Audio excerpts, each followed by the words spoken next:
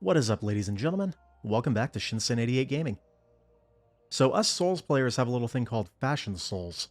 I thought it might be kind of fun to apply that to Monster Hunter and get Fashion Hunter, I guess. Anyways, this video is going to be just a little showcase of some of the layered armors that I use and the weapons that I pair them with. With Rise coming out for the PC in a couple days, probably going to be retiring this character, so I figured I'd give it one final big send-off. I hope you enjoy this one. This is 17, I think, layered armors for Monster Hunter World. Let's hop right in. Alright, so I figured we would go in order of weapon based on how it's laid out in the menu screen. So this particular one is one that I have set up to use with my Greatsword build.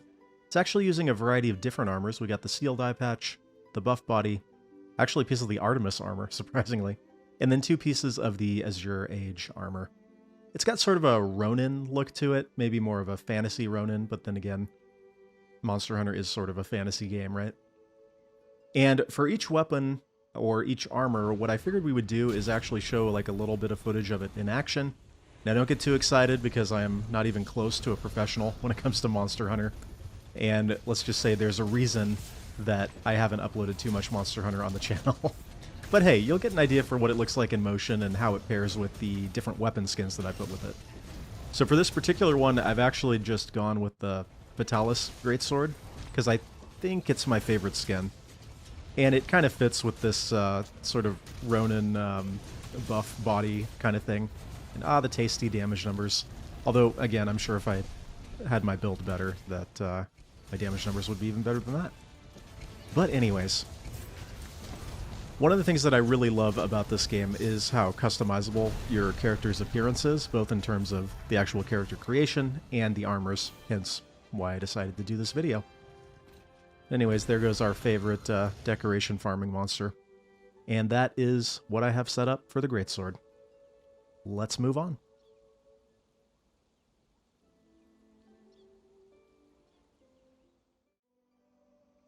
Alright, keeping with the Japanese theme of the previous one, if that was sort of a Ronin look, this is, I would say, more of a geisha sort of look. Again, a fantasy geisha, but a geisha nonetheless. We have the Odigaron Head. This is a couple pieces of the Azure Age again. Brigade, and then Buff Body. It's a little bit borderline, maybe a little bit scandalous, but I think it looks good thematically, and it looks good in motion as well. I am obviously using this with the longsword, and the skin that I'm using for that is actually just one of the basic, I can't remember if it's the Kulv Taroth or if it's the Kiar one. No attachments or anything. I think it just looks nice and clean, and then the gold goes really well with the color scheme on the armor. And here we are killing everybody's favorite, wait a second, why are we killing this monster? It literally wasn't hurting anybody monster, the Namiel. Seriously, most of the monsters you can sort of justify through the story, like, oh yeah, we're killing them because, you know, X, but really the Namiel wasn't hurting anybody. I don't know. Anyways, here we are. You know, one of the things I really like about this game is just how great it looks. Not just in terms of, you know, texture quality and model quality, but just in motion. The animation quality is so great, and the way that clothing and hair and stuff moves, it just makes it look really, really impressive when it's moving. Again, please don't mock my damage numbers. I'm sure they could be much better, but this is what I got. Just a casual player.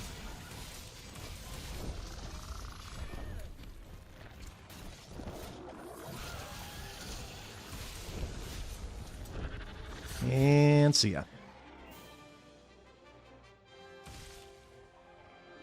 That's about all she wrote for the longsword.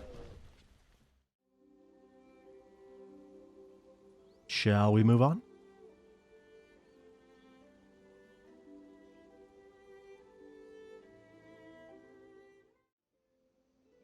Alright, moving on, we have the obligatory Combat Maid. Combat Maido, I guess. Everybody needs one, right? Right? Anyways. This is another combination of several different armors. We have the Strategist Spectacles, Escadora, Brigade, Clockwork, and Buff Body. Actually makes for a pretty convincing maid, I would say. I tried a few different parts in place of Clockwork, but this was the one that I think ended up looking the best. And I have this paired with the sword and shield. The skin is the Master Bang, I think it's called. Or Legendary Bang, rather. But most of the weapons you're going to see in here are just Fatalis weapons with skins on them. And speaking of Fatalis, it's your boy. We're fighting him. You know, the sword and shield is actually the weapon that I main in World. And I would say I probably spent like 99% of my time playing that particular weapon. This being my first Monster Hunter game, actually. Never played a previous one. So I'm looking forward in Rise to kind of branching out and trying some different weapons and probably playing a bigger variety. But yeah, this one is always one of my go-tos. Such great survivability and actually pretty tasty damage numbers once you get the more powerful weapons. And once again, you can see, in motion, doesn't it just look so great? Not just the, you know, the maid dress or whatever, but just the graphics generally. You know, it's funny in this game how you very quickly go from, like, being terrified of the Anjanath to taking out the Fatalis. Like so. Kind of a lame finish, but hey, it works. And that is my build for Sword and Shield. Let us move on.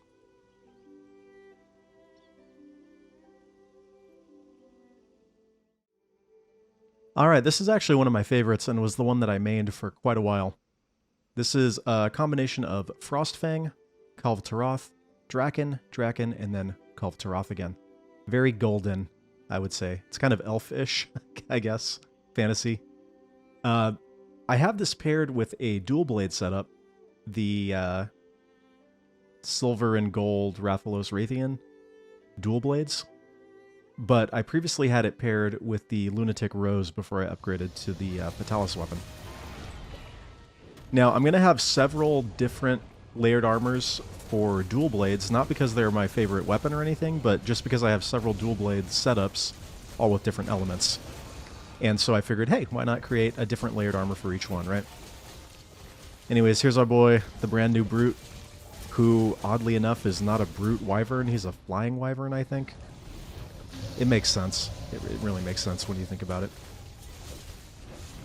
You're not going to be seeing super impressive damage numbers for many of these. They're really just set up as elemental builds for the heck of it. But still, I find these weapons really, really easy to use. Again, super great survivability and pretty rapid damage. But anyways, that is what I have set up for Dual Blade build number 1. You might call it golden. Let's move on. Alright, so if that was our lightning setup, then this is going to be our ice setup. Not necessarily super icy looking in the layered armor, but there it is. This one is, again, using sort of a combination of different armors. We have the Deathgaron, Gyros, Deathgaron again, Innerwear, and then Valhazak. It's very purple. I don't really know what to call it. Maybe Purple Rain, if we wanted to go down that path. But, yeah, kind of unique and kind of interesting. And if we're using an ice weapon, who better to use it on than our boy Alatreon? Yeah, this guy took me a while initially, and I really hated this fight at first. But once I figured out, oh hey, it's all about the elemental damage buildup, it wasn't so bad. And now he's actually kind of fun. Kinda. Kinda not, though. Again, I think in motion this build looks pretty good. Kind of makes sense. And the weapon that I've paired with this is, I believe, the Velkhana weapon, although I could be wrong about that. I think that's what the skin is. And I think it fits well with the build. And thematically, it makes sense. Now again, this is not about the gameplay, but I did want to show you this because I thought this looked really cool. And if I had actually done this on purpose, yeah, that would have been pretty epic. But hey, if I hadn't mentioned, maybe you would have thought that I was good at this game. Anyways, that's about all she wrote for our boy Alatreon, and that's about all she wrote for this particularly purple setup with the dual blades. Shall we move on to the next one? I think so.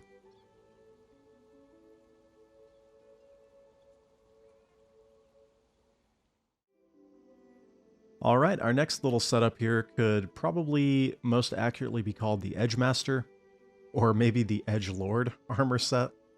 Yeah, it definitely looks like something out of an edgy anime.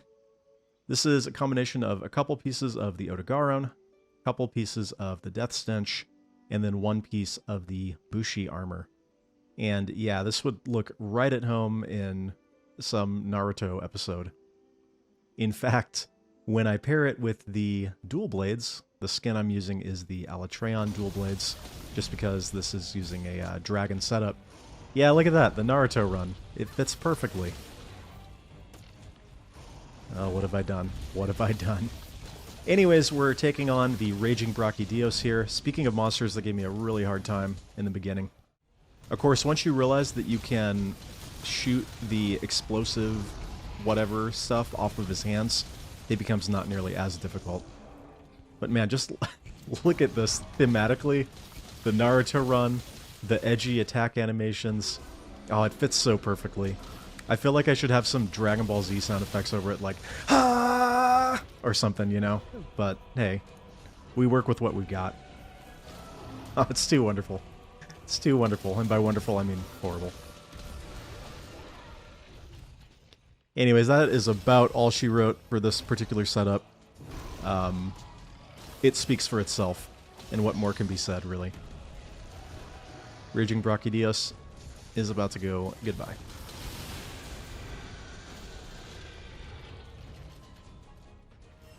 Right about... Actually, I don't remember when it is, but hopefully soon.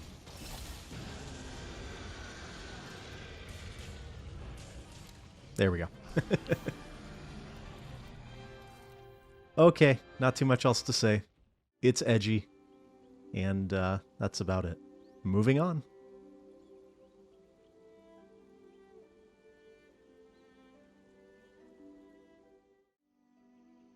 Alright, our last one here for the dual blades is pretty self-explanatory.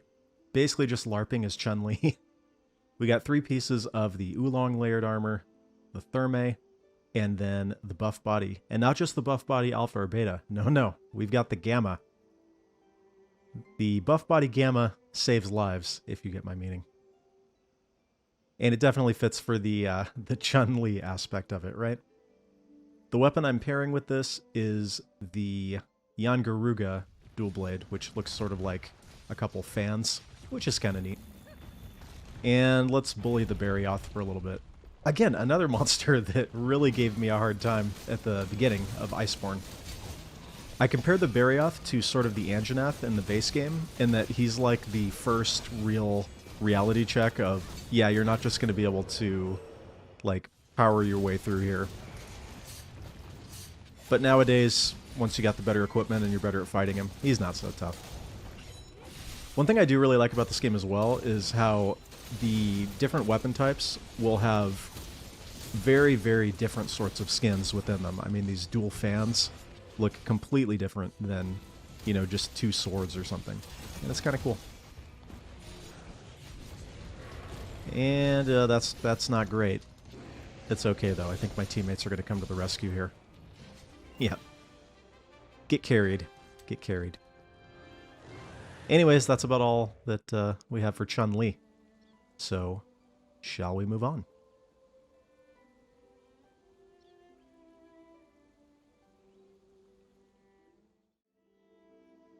Alright, moving on to one of my personal favorites. This is sort of a fantasy knight-looking design. It's basically mostly composed of the Guild Palace armor, colored red, the one piece of the Rose armor, and then the Kulvtaroth head for those beautiful flowing locks. All I can say is that this character definitely listens to Sabaton.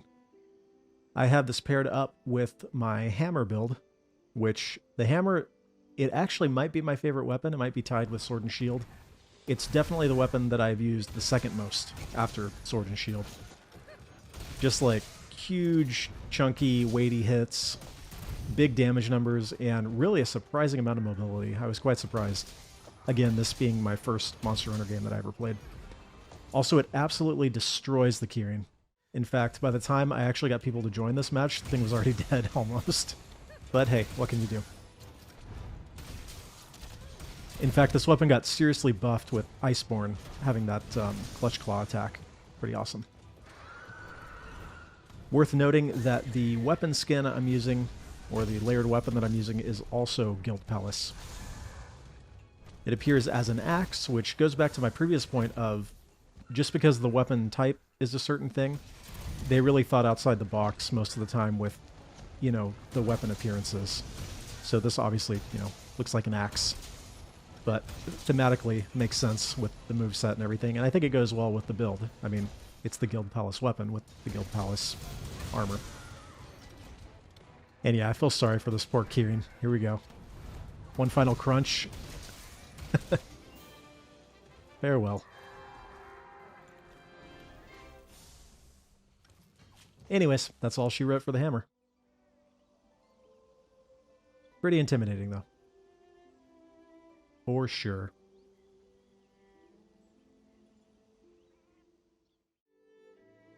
Okay, well, if our previous character was listening to a permanent loop of Sabaton, this character is definitely listening to a permanent loop of Kool and the Gang's Celebration, or maybe like some old Michael Jackson.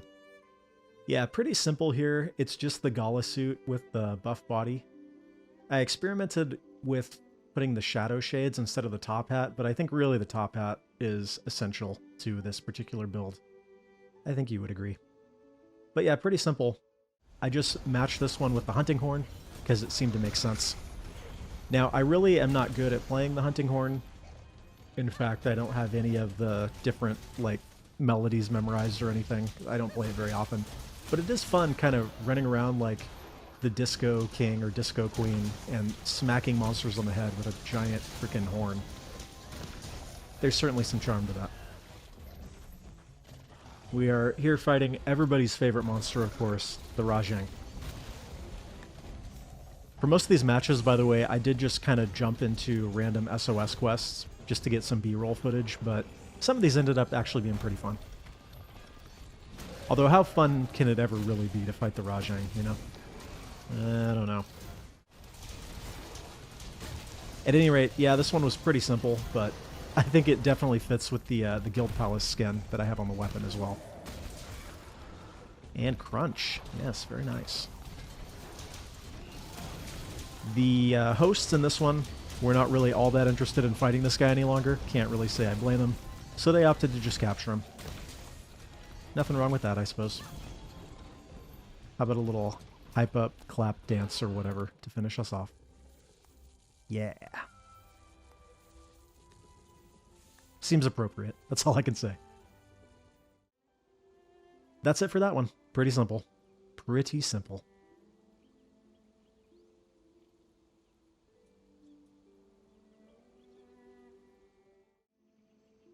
Okay, moving on to another one of my personal favorites. This is another fantasy knight, but maybe a heavier knight.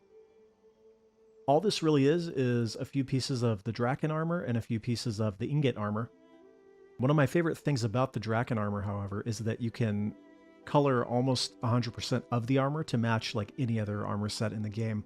So in this case, I have it in sort of this bronze-ish color, and I think it looks pretty good. This is paired, I think, appropriately with the lance, using this particular skin, which matches the color scheme. And the lance is also one of my favorite weapons, actually. Didn't start using it until not that long ago. It is a very simple weapon to understand, which I personally like. And it absolutely destroys the Nergigante. Like, he cannot do anything against this weapon. And it basically takes the form of poke, poke, poke, poke, poke, poke, poke, poke, poke, poke, poke, and poke.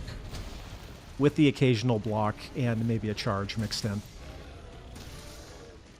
And it's funny because you always feel like you're not doing that much damage, and then suddenly the monster dies and you're like, oh, I guess I was doing a lot of damage. But yeah, thematically, I really like this one. And I think it's really cool that the weapon actually perfectly matches almost the armor color scheme. Of course, the trickiest part about this one is that you have to get the Draken armor, which is a struggle in its own right. But hey, it's worth it. I think that's about all she wrote for our friend here. Yeah.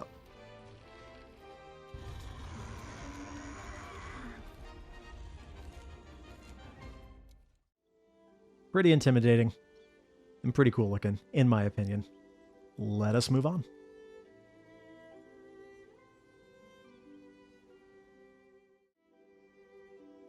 Alright, so something a little bit different this time. This is perhaps more of a tribal-ish looking design. We have the Fulgur head for that wonderful 80s hair. Hulu Yaku, Bone, Therme, and then again, Hulu Yaku. It looks pretty decent. All those sets, I think, kind of go together. And then I have this paired up, keeping with the sort of tribal look to it, have this paired up with the Boa Boa Blaster, which is, of course, a unique skin. Gunlance is, again, one that I kind of slept on for a while. It's not an intensely complicated weapon to use, but is pretty fun and can dish out some pretty heavy damage. Definitely one that I will be trying in Rise. And a shame that I, paid no attention to it for so long. And if this guy wants to explode, well, I've got ways of making him explode, so we will bully the goose a little bit. Bagel Goose, that's the official name, right?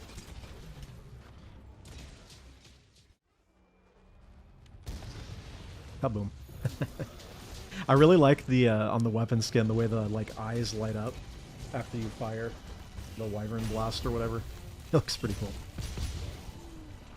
And of course that shield. Again, I tried to match this one to the weapon. In fact, for most of these armor sets, that's kind of what I did, is I had the weapon, and then I created a layered armor based around it. Which I think worked out for the most part. Anyways, that's about all she wrote with that one. Good night, sweet prince.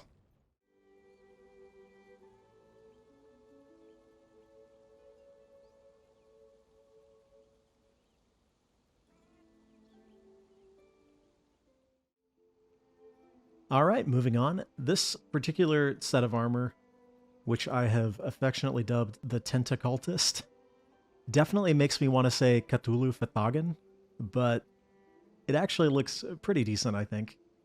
Basically is a couple pieces of the Namiel armor, a couple pieces of the Valhazak armor, and then one piece of the Astral Armor, which I think all complement each other pretty well.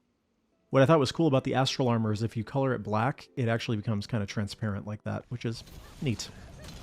This has been paired with the Switch Axe, using the Namiel Switch Axe, of course, because it matches. Yet another weapon that I haven't played a whole lot. I can kind of use it, but I don't completely understand everything about it. It is fun, though, for sure. And definitely one of the most fun things is just sitting there and tapping the B button over and over for that infinite combo. And then building up, of course, to your giant discharge, whatever. These are the technical terms. This thing. Kaboom. Yeah, pretty fun. And again, going back to how good this game looks, I really like the way the tentacles, flow like that. It's kind of gross, but kind of cool at the same time. And really, the Rathalos is going to come in and interrupt us here. Don't worry, I will get my revenge on him in a moment.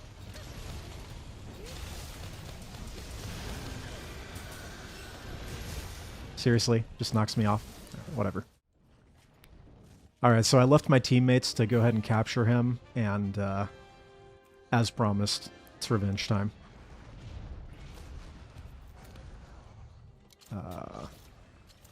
There we go. Yeah, you don't get to just interrupt my video like this. Sit down. Anyways, that's the Switch Axe build. Kind of an edgy pose, isn't it? Oh well, we won't worry about it. Moving on.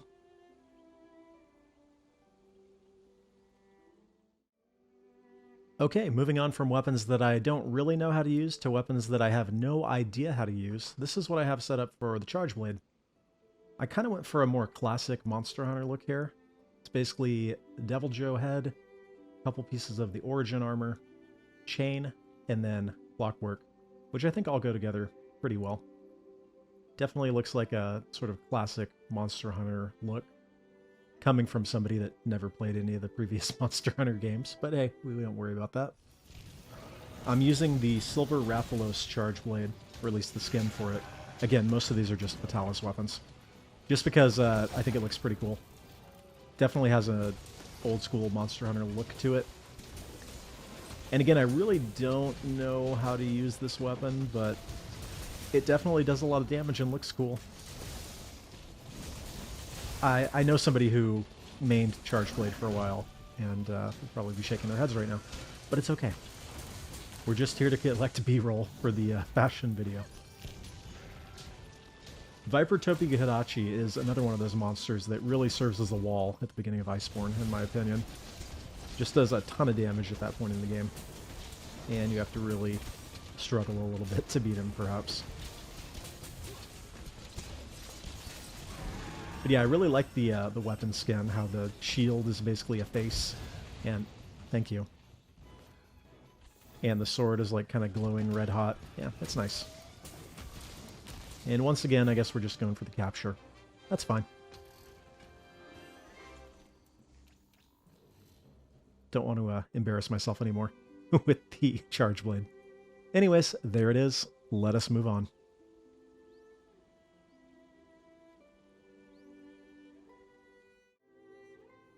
Alright, moving on to another setup that I think looks pretty nice. This one honestly kind of looks like it's out of some sort of MMORPG, but I don't really mean that in a bad way, necessarily. It's basically the Demon Lord head, several pieces of the Black Veil Valhazak, and then the Kalvataroth Gamma, which is all colored in the way that you see here to kind of make it go together.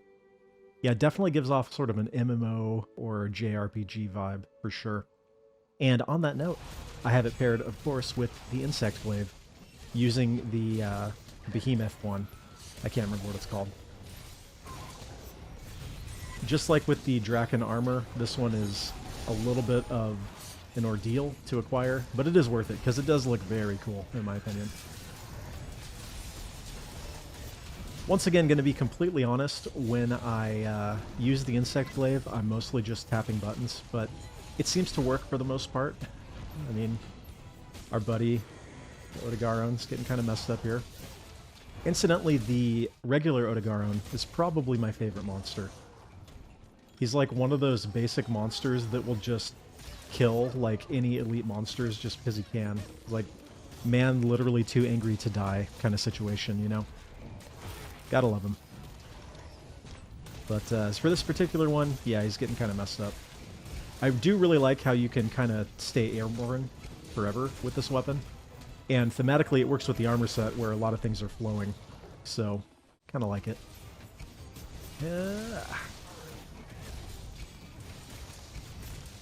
Definitely a flashy weapon.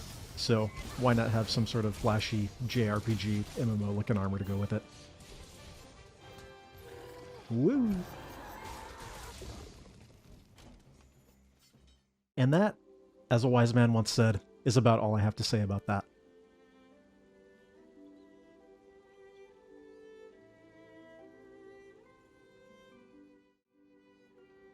Alright, so moving from fantasy MMO to, like, maybe a more modern sort of inspiration. This is using the Shadow Shades, the Thermae, Buff Body, Innerwear, and Guildwork Armor to essentially create Ada Wong from Resident Evil. That's just sort of what I ended up with, and I was like, yeah, why not? Why not? Maybe it doesn't quite fit in with the whole fantasy theme, but who cares? It works. And we're bringing out the big guns this time, or rather, the small guns, because this is using the light bow gun. The skin I've got on here is the musket, or I think it's actually like a Tanegashima rifle from feudal Japan. Pretty cool looking. And, I mean, doesn't necessarily fit with my choice of armor, but I like it, so screw it. And the monster we're fighting here, of course, is the Garuga, who is a spazzy little boy. Kind of runs around like a chicken with his head cut off a lot of times. So I don't use this weapon a lot. I tend to use the heavy bowgun more, but I've got sort of a sticky ammo, pierce ammo setup on this thing, and it does pretty well. You know, you're not going to get mind-blowing damage numbers, or at least I'm not. Maybe you are. But it works well enough and has decent survivability. And it does look kind of funny as I'm jumping around as, essentially, again, Ada Wong in a Monster Hunter game. We actually kind of destroyed this guy, which is nice every once in a while, I suppose. Once you get the true shot thing going, and you get like 50 shots from your sticky ammo, because it procs over and over, it's pretty fun. As you can see. Of course, it's just like with free meal, right? Whenever you use it with, like, sticky ammo 3, or whenever you use free meal with an Asia potion, never tends to work. But, par for the course. Once again, they decided to go for a capture. But it's okay, because that's all I had to say about that. Moving on.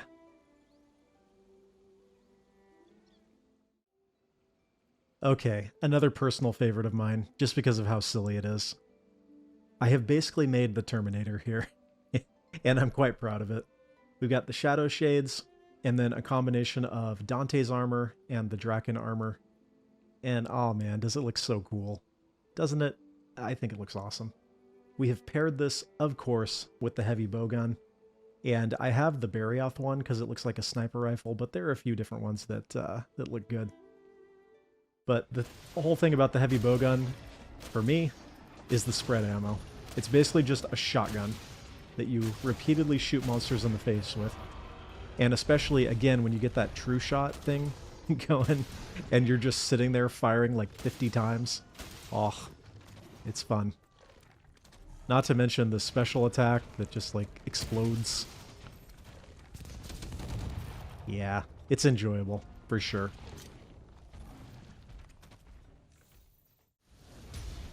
On that note, does anybody remember how scary it was the first time seeing the Savage Devil Joe? It certainly was for me. But, look at that. And really, the whole, just standing in place and firing over and over really goes well thematically with the whole Terminator aesthetic. I quite like it. It's like, Savage Devil Joe? Don't care. I'm just gonna sit here and shoot you in the face repeatedly. Yeah, pretty fun. And look at the flinching. So much flinching. Meh, don't care. I think it really, if the Shadow Shades were not in the game, though, this just wouldn't be nearly as fun. But as it stands, it is quite fun. Nothing too complicated about this particular setup, but it does work. And kaboom.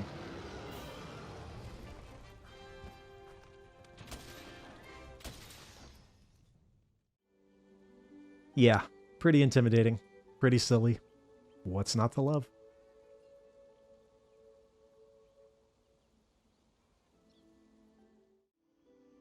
All right, and last but not least, we have what I affectionately call the Glojang Armor. It's basically the Stygian Zinogre Head. Going down, we got a mixture of Furious Rajang and regular Rajang parts, and then the buff body legs once again. It's somewhat electric, wouldn't you say? In fact, if you ever saw it, you would even say it glows, I think.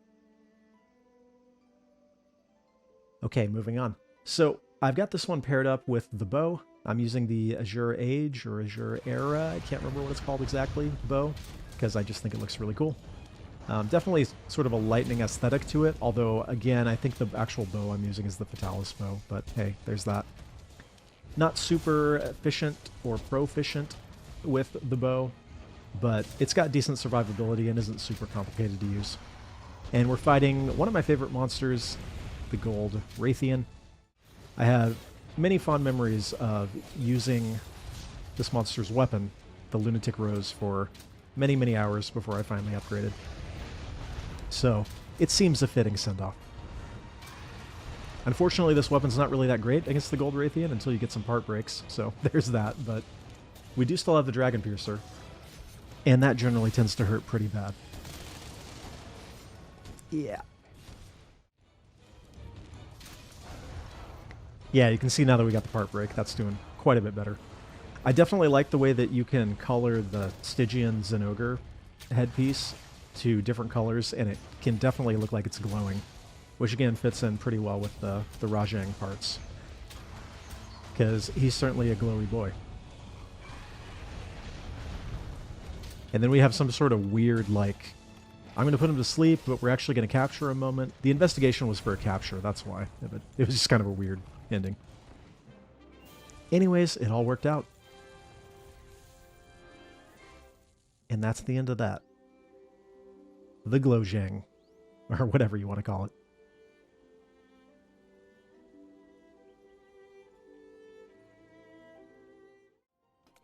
All right, well, I want to thank you all very much for watching. This has been our little Monster Hunter World fashion show. I hope you enjoyed. I've been sort of rolling around the idea of maybe doing Monster Hunter Rise content once it comes to PC in a couple days. Probably not like full playthroughs or anything like that, but, you know, maybe some sort of content. So if you would be interested in that, please let me know. If you enjoyed what you saw here today, again, please let me know. And let me know if you have any other sorts of layered armors that you really enjoy using. And maybe I'll take a look at those. But otherwise, I think we might be retiring this character now, so it's been a good few hundred hours that I spent on this game, and I've enjoyed it quite a bit. So hopefully you enjoyed this. I will leave you here, and hopefully I'll see you next time. Until then, everybody.